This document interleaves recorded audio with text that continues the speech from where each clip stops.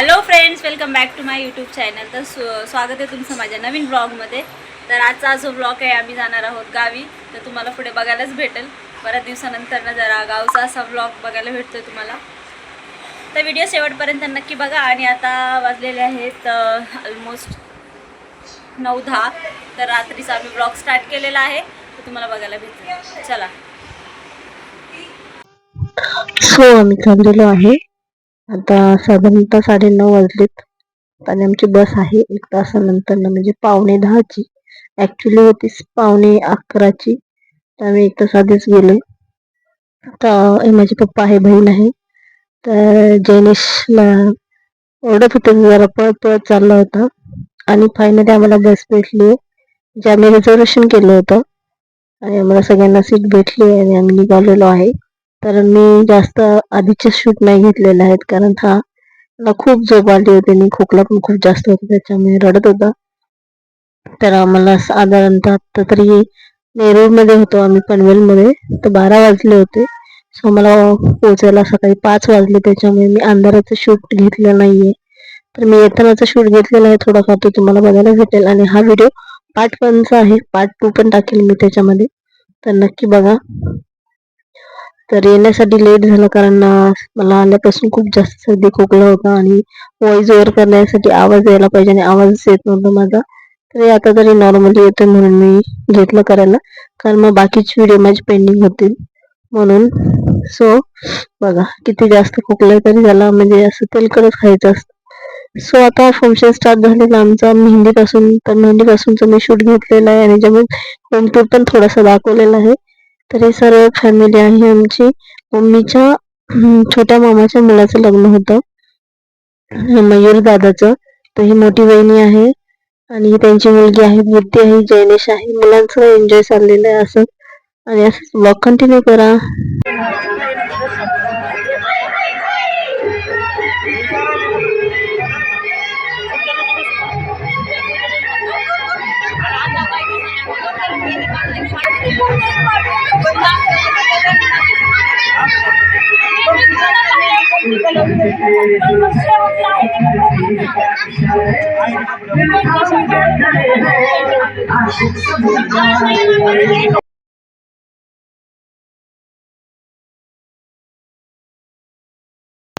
आणि आमचं मेहंदी फंक्शन संपलं रात्रीचे 3 वाजले.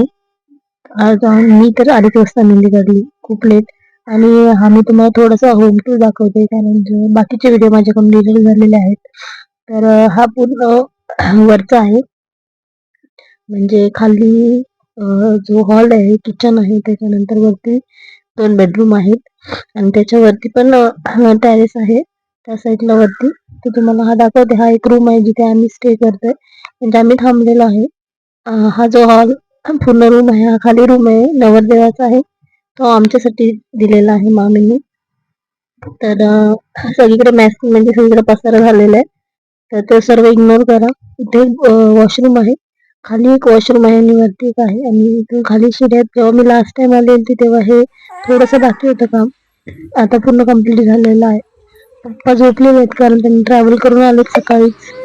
तो हा बाहेरचा असा व्ह्यू आहे पूर्ण. म्हणजे सर्वांनी आपली आपली घरं मस्त अशी, म्हणजे जी कच्ची घरं होती ती तोडून पक्की घरं त्याच जागेवर बनवलेली आहेत. आणि सर्वांचे म्हणजे स्वतःच्या दारामध्ये सर्वांची आपली आपली होतच ना, सगळी स्वतःची झाडं आहेत छान.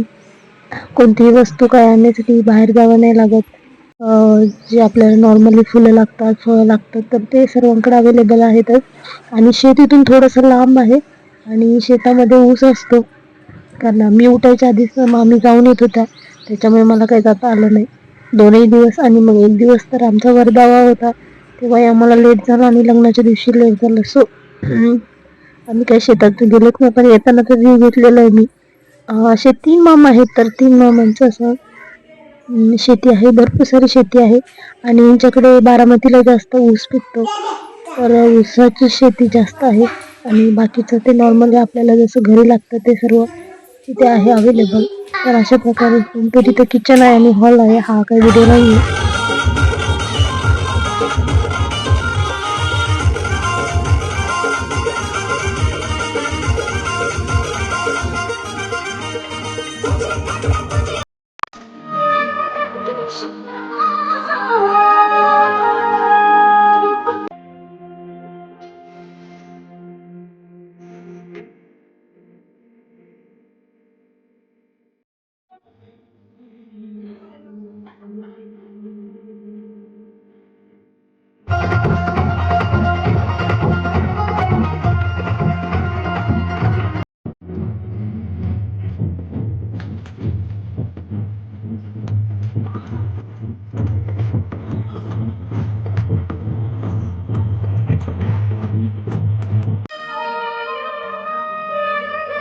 सो